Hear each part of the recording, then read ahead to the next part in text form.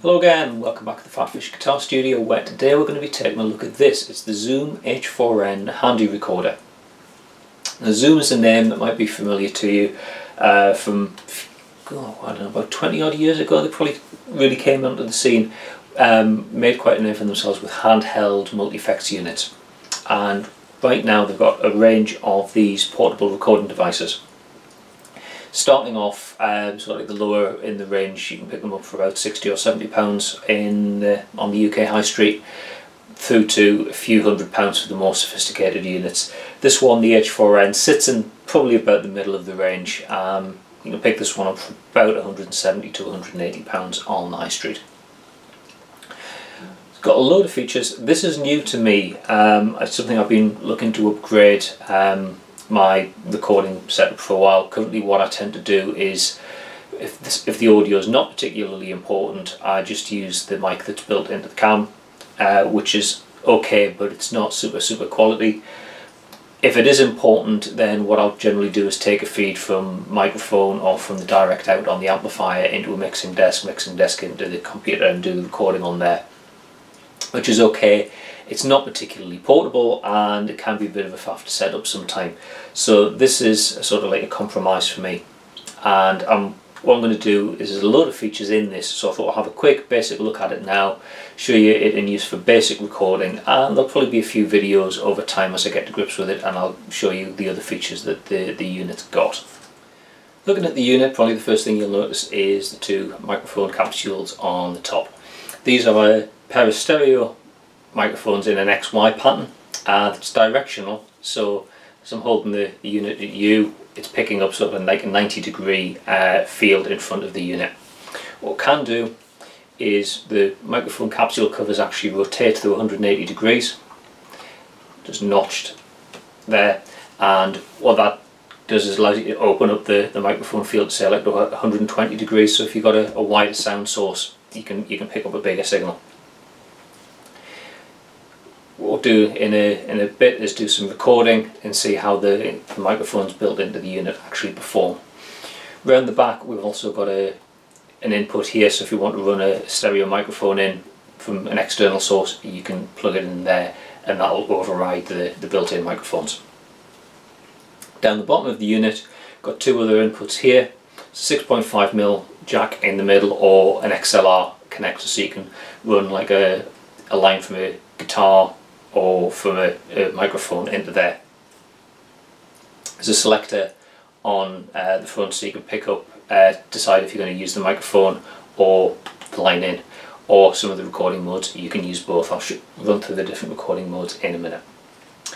On the side of the unit, on this side, we've got a thing for a remote control, so you can run a wired remote control to control the unit if you want to be away from it. Headphone out. There is a speaker in here for some basic playback, but if you want to run to a set of headphones and get some better quality, or for monitoring what it is you're recording, you can plug that in there. Volume control, USB, so you can actually use this as an audio interface into a computer. And also we've got the power on button here, which is quite nice. It's one where you've got to push it and hold it to switch the unit on. While it's warming up, go around to the other side, show you what we've got here. We've got recording level control and controls for the menu. Basically push button to access the menu, and like a scroll wheel with a click action, so get access to all of the menu options that are available on the unit. Takes a second or two to boot up. There is an awful lot in this, as you can witness by the sheer size of the user manual that comes with it. Very comprehensive. There is a lot of pages in there, and that is all in English. It's not one of those where you get a massive manual and only 2 or 3 pages are actually in your own language. That's all in English, so I'll give you an idea of just how many things this little box of tricks can do. Really, we're just going to scratch the surface of it today, just give you a quick run through of what it can do, and we'll do some recording. Display is nice and bright, orange and black backlit. On the front we've got access to some basic features. Select what folder or file we're going to record to. decide if we're going to record to WAV or MP3. There's a whole load of different settings for the quality of recording, the sample rate and all that sort of thing.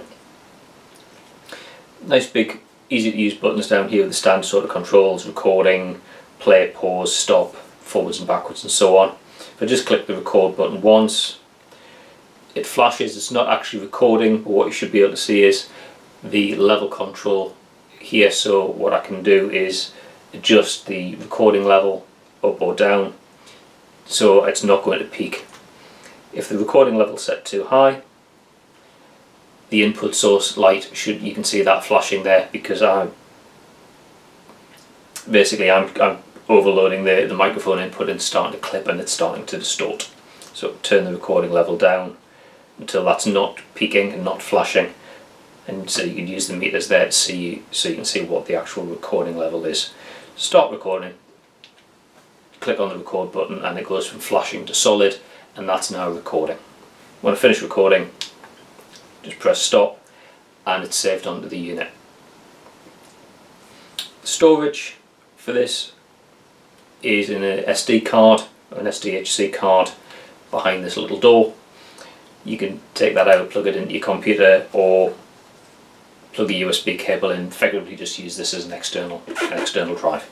Now this unit has got 3 basic recording modes: stereo, 4-channel or multi-track recorder, and the light here indicates which one that you're in, so I've got it currently set on stereo.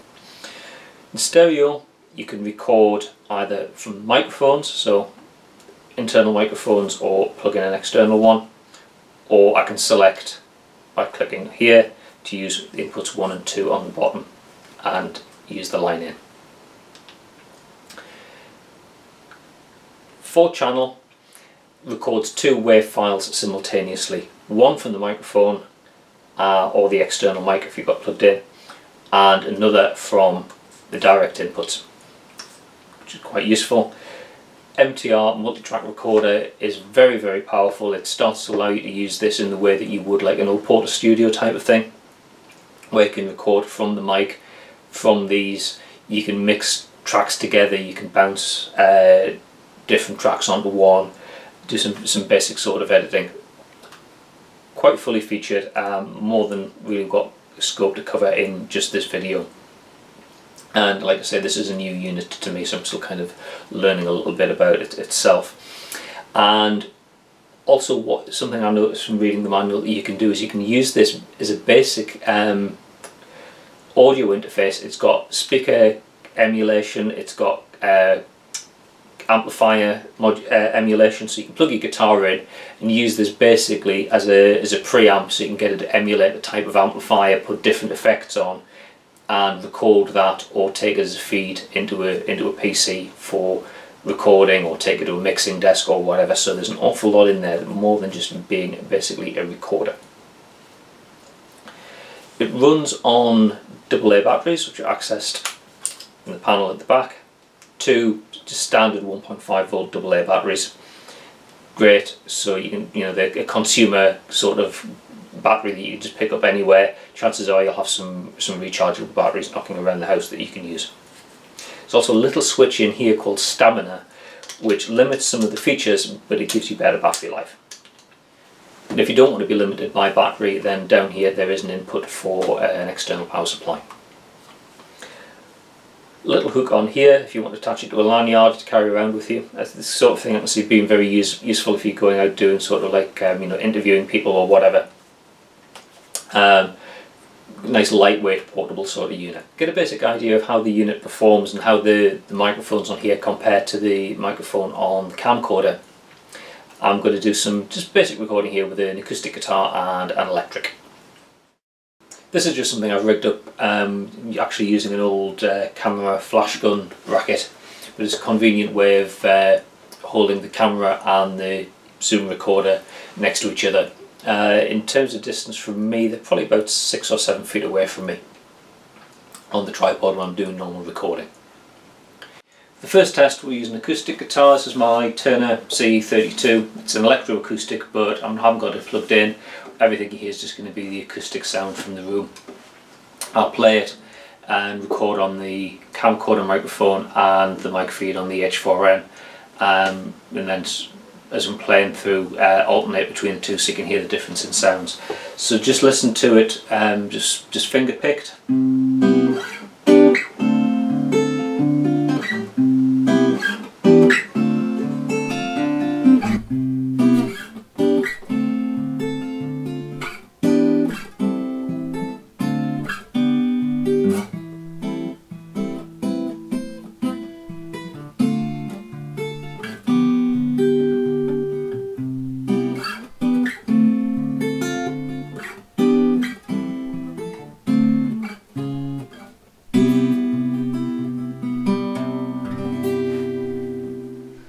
And now playing something with a pick.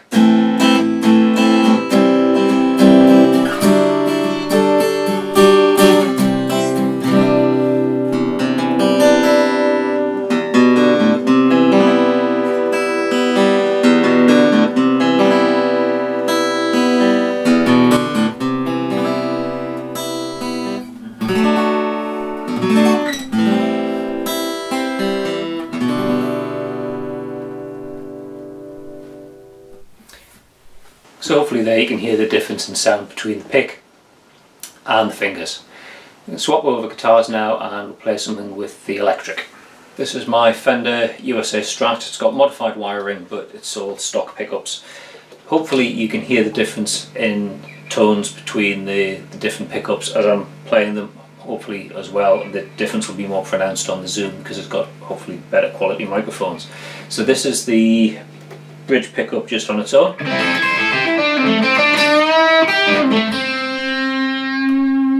Bringing the middle pickup in.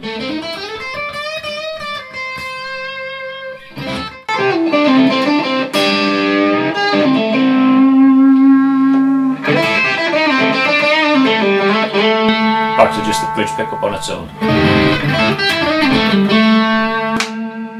Neck pickup on its own.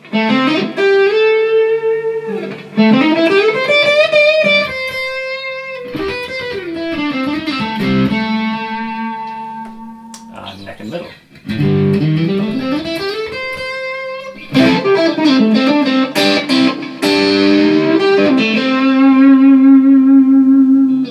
What I'm going to do now is take the zoom off the camera mount and move it a little bit closer to the sound source. So for the acoustic stuff I'll put it closer to me in the middle of the room, and for the electric stuff I'll put it right in front of the speaker cabinet down here, so it's going to pick up the sound directly from the speaker rather than the more ambient sound from the room. To be honest, I'm not exactly sure right now what difference that's going to make.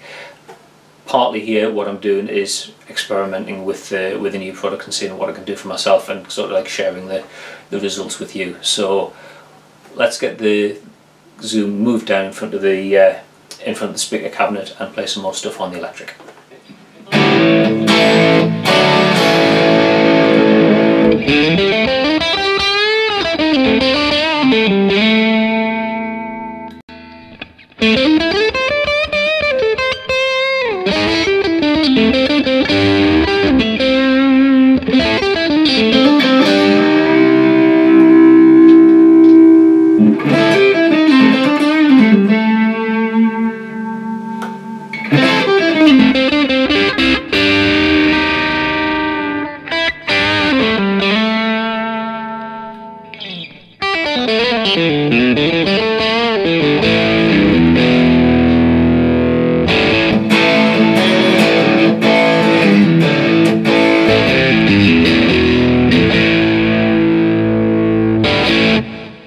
Now with the acoustic, I've got the recorder just down there in front of me, so a little bit closer to the sound source.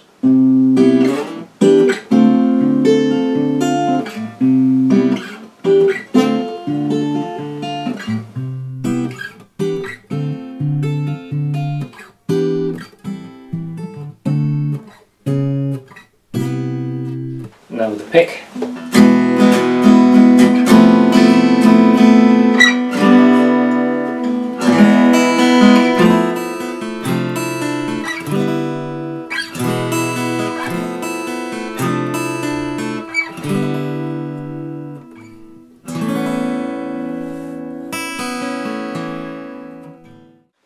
So that is the Zoom H4N Handy Recorder. Also in the box with it you get a few of the bits and bobs.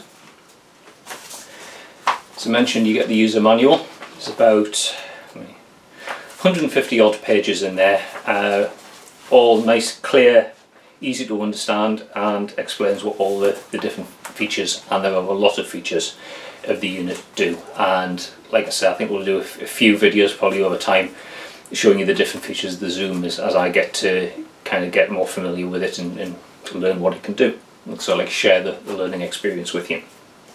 Also in the box you get two small but rather important pieces of paper. As part of the package you get license numbers, so you can download and install Cubase LE and Wavelab LE. So if you don't have any audio editing software on your PC or Mac already, you get that bundled in with the recorder, which I think is a pretty good deal. I'm just editing down the footage here for the video that you're watching, and I thought I'd insert a little bit here to talk about my first impressions on how the Zoom H4N sounds. I don't know how well you'll be able to hear the difference in sound between the basic camcorder mic and the sound of the Zoom. On YouTube the audio often gets compressed down, particularly if you're watching in something other than high def. But certainly sitting here in the room listening off like a higher fidelity source, there's a marked difference between just the bog standard camcorder mic and the Zoom microphones. Obviously it's what you'd expect. It's the difference between a general purpose microphone built into a camera and it's like a semi-professional grade pair of microphone capsules in the Zoom recorder. I think the difference is more pronounced with the acoustic guitar than it is with the electric. For me the difference is it just seems to sound a little bit more I think alive when you're using the Zoom. Little nuances in playing seem to come through a bit better, and possibly an acoustic guitar has more little nuances and subtleties to give than an electric guitar. Also, like the acoustics in this room and so on make a difference as well. That said, I am hearing a difference in audio quality on the recordings of the electric as well. So first impressions, very, very good. I'm really looking forward to experimenting with this a bit more and seeing what the other recording modes do, experimenting with the like the direct ins, looking at the 4-channel recording, the multi-track recording and all the other options as well. And like I say, recording a series of videos as I go and kind of doing an ongoing sort of sharing the learning experience and sort of ongoing review as we go and sharing it with you on YouTube. As always, if you've got any questions or suggestions for future videos, then you can go here where there's a form where you can submit your question. If you've enjoyed this video, then please click on the like button down there. If you've really enjoyed it, then there's a subscribe button as well. If you can click on that, you'll be notified of any other videos that I post on YouTube, whether they're the ongoing ones about the Zoom H4N or just other videos that I post about guitars, music tutorials, so on and so forth. Okay, that's all for now. I'm going to go back to editing with a refreshing beverage. Thanks very much for watching, and I'll see you next time. Cheers.